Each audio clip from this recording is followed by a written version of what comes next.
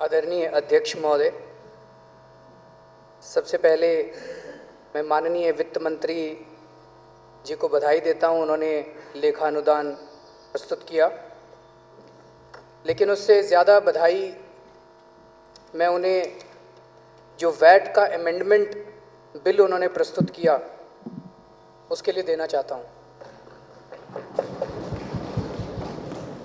हमारे देश में एक फैशन सा हो गया है, सारी पार्टियां, बड़े बड़े लोग इसकी चर्चा करते हैं ईज़ ऑफ डूइंग बिजनेस, कि बिजनेस करने को, व्यापार करने को सरल कैसे किया जाए।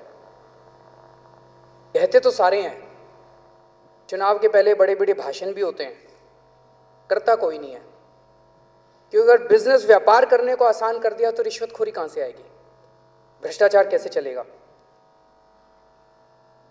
आम आदमी पार्टी की सरकार ने पिछली बार भी 49 दिनों के अंदर व्यापारियों के ऊपर रेड राज बंद किया था। इसीलिए वही व्यापारी जो नॉर्मली भाजपा का वोट बैंक माने जाते हैं, इन चुनावों में उन्होंने जम के आम आदमी पार्टी को वोट दिया।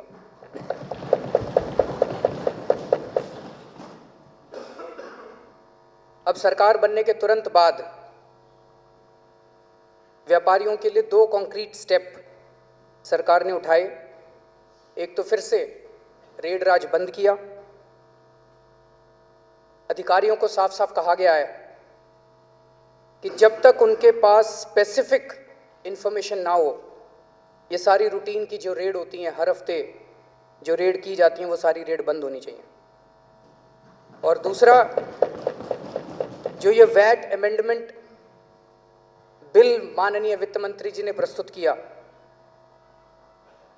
कि पहले व्यापारियों को मार्च के महीने में फोर्स किया जाता था रिफंड लेने के लिए, अब ये रिफंड कैरी फॉरवर्ड किया जा सकता है। इससे भी व्यापारियों के अंदर एक हर्ष की लहर दौड़ी है पूरे दिल्ली के अंदर। हम इस मुहिम को जारी रखेंगे। दिल्ली के व्यापारियों के लिए हम व्यापार करना सरल करते जाएंगे, रेड राज बंद करेंगे। हम एक बहुत बड़ा इंफॉर्मेशन नेटवर्क बनाने जा रहे हैं।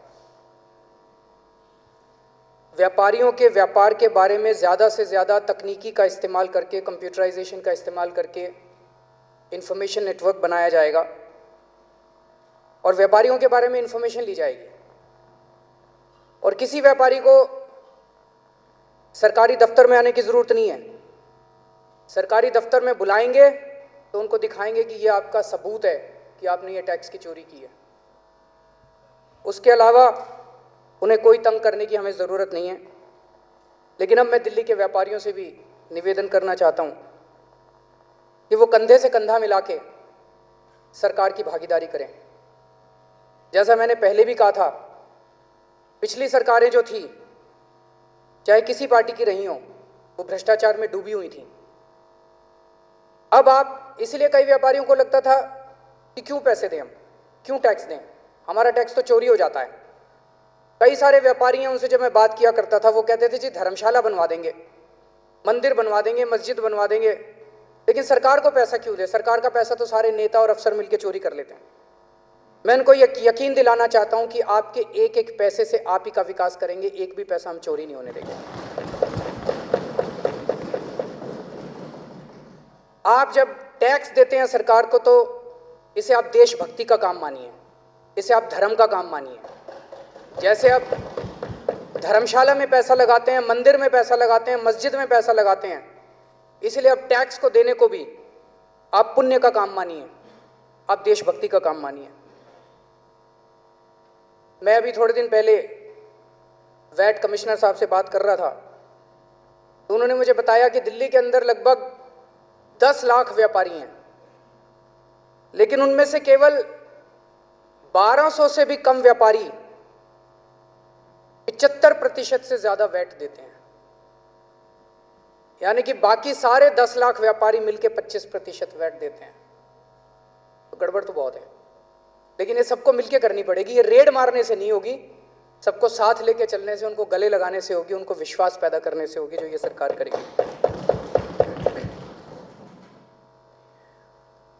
अभी मेरे पास कुछ एग्जैक्ट फिगर्स आई हैं कि दिल्ली के लोग मिलके केंद्र सरकार को लगभग 60 से 65 हजार करोड़ रुपए का इनकम टैक्स और सर्विस टैक्स दोनों मिला के देते हैं। 60 से 65 हजार करोड़ रुपए के बीच का। मैं माननीय सदस्यों की जानकारी के लिए बता दूं, संविधान के हिसाब से इनकम टैक्स और सर्विस टैक्स वो टैक्स है जो केंद्र सरकार इकट्ठा करती है, केंद्र सरकार कलेक्ट करती है, लेकिन केंद्र सरकार खर्च नहीं कर सकती। इनकम टैक्स और सर्विस टैक्स को केंद्र सरकार कलेक्ट करके उसको सारे राज्यों के बीच में बांटती है। उसको खर्च करने का अधिकार राज्य सरकारों का है, वो उसकी ओनरशिप राज्य सरकारों की, वो राज्य सरकारों का टैक्स है। तो हम 65 हजार करोड़ के करीब का टैक्स देते हैं, और वो जब पूरे देश में बंटता है, जो भी माननीय वित्त मंत्री जी ने बताया, उसमें से 65 हजार करोड़ में से 325 करोड़ रुपए अपने को मिलता है। ये तो गलत है। ये तो वही हो गया कि अंडा देने वाली मुर्गी का गला घोंट दिया। अगर आप हमें, दिल्ली एक ऐसी जगह है जहां इकोनॉमिक एक्टिविटी बहुत ज्यादा है, बॉम्बे एक ऐसी जगह है जो फाइनेंशियल कैपिटल कहलाती है। अगर आप हमें ज्यादा टैक्स देंगे, ज्यादा पैसा देंगे इसमें शेयर में, तो यहां की इकोनॉमी और बूम करेगी और आपको और टैक्स मिलेगा। आप हमें टैक्स ही देना बंद कर देंगे तो ये 65 हजार करोड़ घट के 50 हजार करोड़ हो जाएगा, 50 हजार करोड़ घट के 40 हजार करोड़ हो जाएगा। आप हमें ज्यादा इसमें से शेयर देंगे तो हम सड़कें बनाएंगे, पुल बनाएंगे, कंपनियां नई नई फैक्ट्रियां खोलेंगी, रोजगार मिलेंगे, इकोनॉमिक एक्टिविटी बढ़ेगी और उससे आपको टैक्स भी मिलेगा। लेकिन ये जो सौतेला व्यवहार है, मैं केवल मौजूदा एनडीए की सरकार के बारे में नहीं कह रहा, ये पिछले 2001 से शायद 2001 से 325 करोड़ के ऊपर दिल्ली का शेयर फ्रीज कर दिया गया है। मुझे लगता है ये गलत है, इसको खोला जाए और दिल्ली का जो शेयर है सेंट्रल टैक्सेस में, अगर हम 65 हजार करोड़ दे रहे हैं, उसका कुछ तो दे दो हमको, 10% दे दो, 5% दे दो, कुछ तो दे दो हमको। 6 हजार करोड़ दे दो, 7 हजार करोड़ कुछ तो दे दो। 325 करोड़ रुपए तो एक तरह से दिल्ली के लोगों को भीख देने के बराबर है। उसके बाद कल वित्त मंत्री जी ने बताया 600 करोड़ रुपए केंद्र सरकार को देने थे हमें दिल्ली के स्थानीय निकायों के लिए, एमसीडी के लिए, उन्होंने वो भी नहीं दिए। वो ही दे दो, हम आपको दे देंगे सर।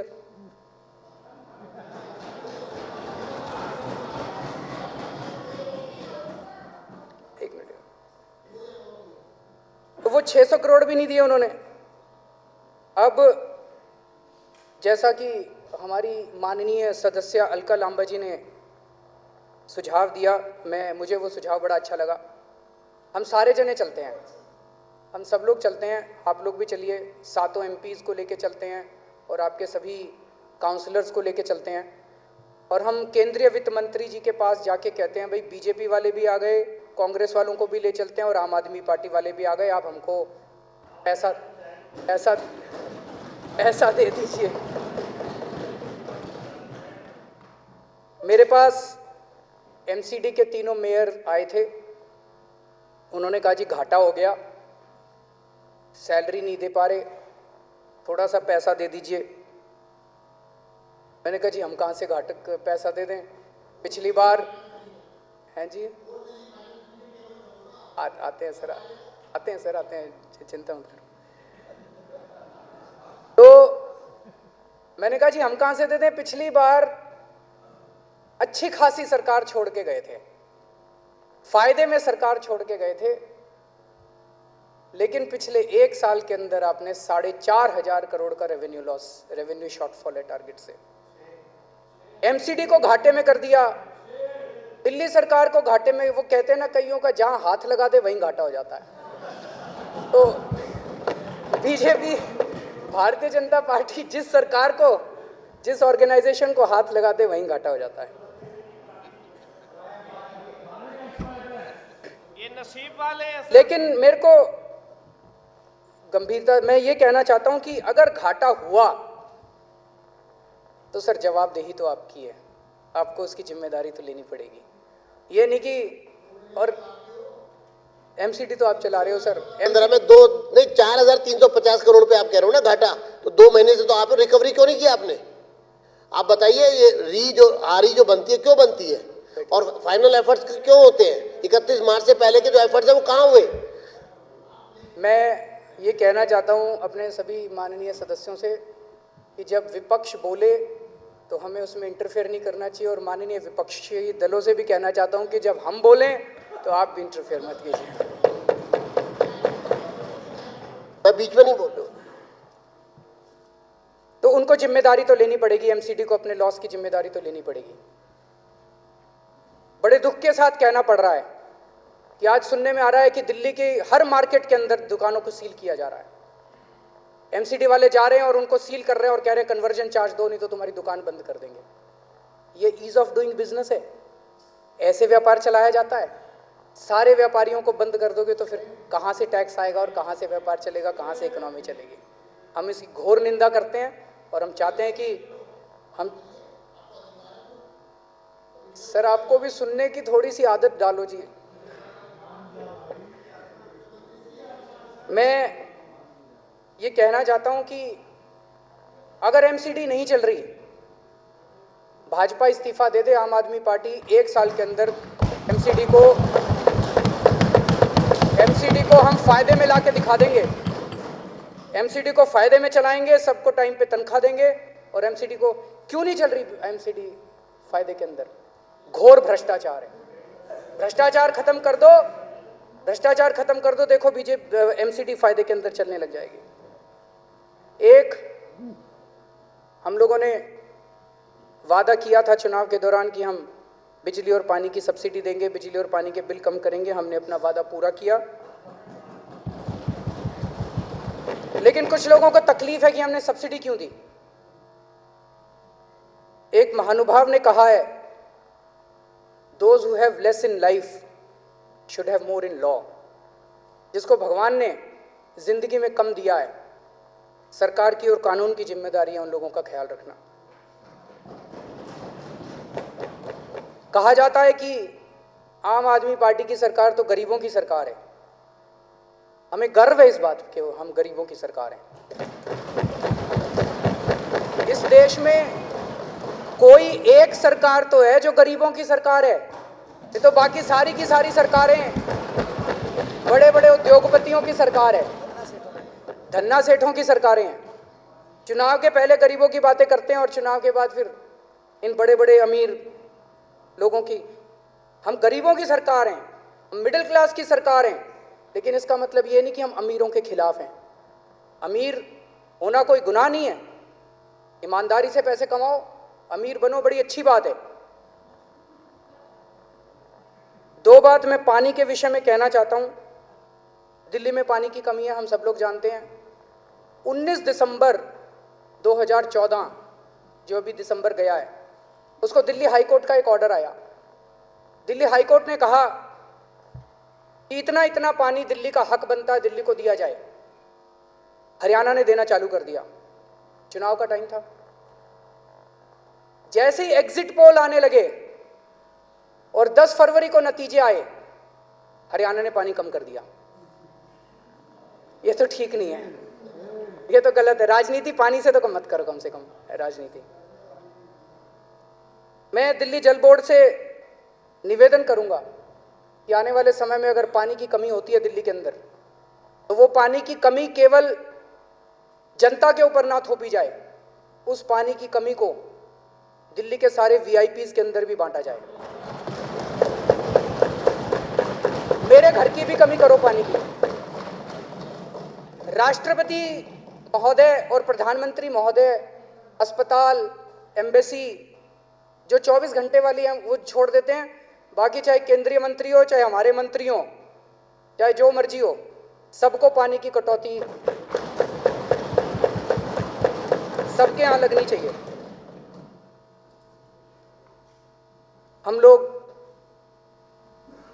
पूरी कोशिश कर रहे हैं कि जिस उम्मीद के साथ दिल्ली की जनता ने हमें इतना प्रचंड बहुमत दिया, उन उम्मीदों को हम लोग पूरा कर पाएँ। 24-24 घंटे हमारे विधायक, मंत्री काम पे लगे हुए हैं।